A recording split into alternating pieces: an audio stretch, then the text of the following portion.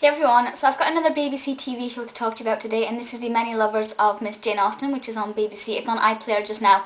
I was really looking forward to watching this. I think I said in one of my more recent Jane Austen, I think in my Becoming Jane review, I said over Christmas there is a lot of Jane Austen programmes on TV, a lot of adaptations, a lot of sort of biography type shows, and I'm going to be watching them all, and this is the first one that's been on over Christmas, and I was looking forward to it, and then a friend of mine said they'd watched it and it wasn't very good.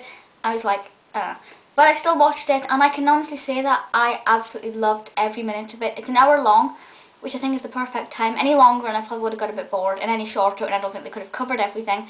But it's absolutely fantastic. The title's a bit weird. To start off with, I thought it was The Many Loves of Miss Jane Austen, i.e. things that she enjoyed which sort of impacted on her writing. And then when I found out it was The Many Lovers, I thought it meant a little bit more sexual. No, it's just the lovers are the people who, her readers.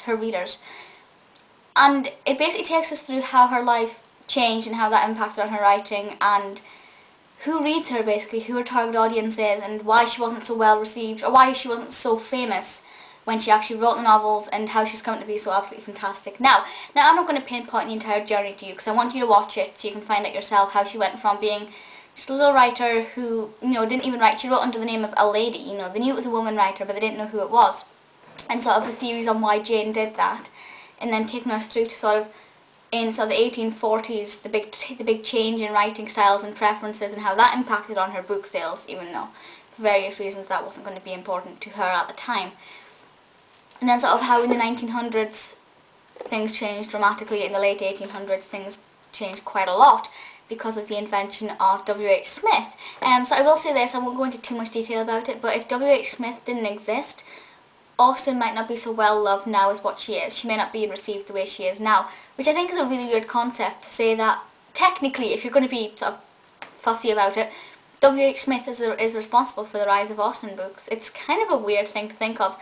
Plus, I've never once bought any of my Austen books from W.H. Smith.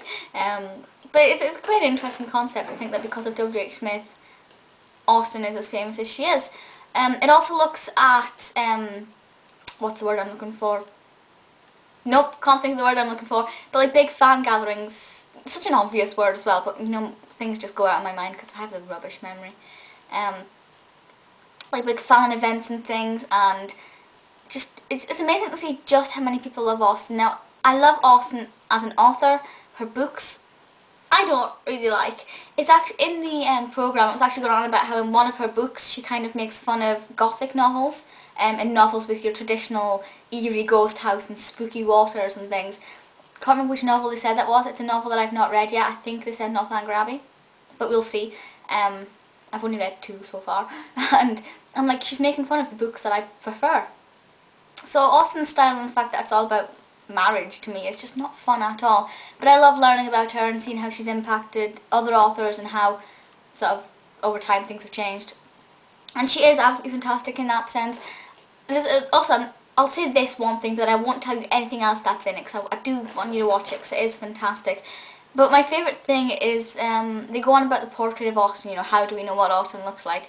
And they basically took Austen's image off of one crummy little well, it wasn't that bad, but one little sketchy drawing that Charlotte did of Austen. And that is it. And they then went and sort of, every other image we have of Austen is based on this picture. And it's kind of weird, because it's like, is that really what she looked like? It's obviously a hard one to judge. But no, I think it will be. But I just found that really, really fascinating. Also, there was a big auction, and they were selling an original manuscript of the novel that never got to publication because it was never finished, because she died before she could finish it. Watch it alone just to find out how much that went for. I was like, are you kidding me? That is a lot of money for a piece of paper with writing on it, essentially. But obviously it means so much more than that, and you can see her handwriting, and I'm like, what does that say? I thought my handwriting was bad. It's very fascinating stuff. It covers a lot of elements of her life. It also talks about the Brontes for a bit. Appropriately, I'm reading Wuthering Heights just now. I'm on page 3. That's not something I want to say out loud. If you're not in Britain and you don't know what page 3 is, you don't want to know. But I'm only on page 3 or 4 of Wuthering Heights. But it was nice to be able to say, oh, I'm reading that just now. I can look at what they're saying, and deal with it in my own life just now, but it was very fascinating, not at all stuffy or, like, oh my goodness, isn't she absolutely fantastic, isn't she the best person who ever lived. It's not completely fandom, there is a lot of things in there which is a more serious element than just, oh, we love her, but there is a lot of praise for her in this, of course there is. But go and check it out. As I said, it's on BBC iPlayer now. You will absolutely love it. Even if you know nothing about Austen, it's a really good way to sort of build on your non-existent knowledge. And if you know a little bit about her, it's nice. And if you know a lot about her, then I guess you could still watch it and enjoy the other people's excitement. It's a very good watch. Let me know your thoughts on it. Any suggestions for other videos, let me know, and I'll see you all next time. Bye!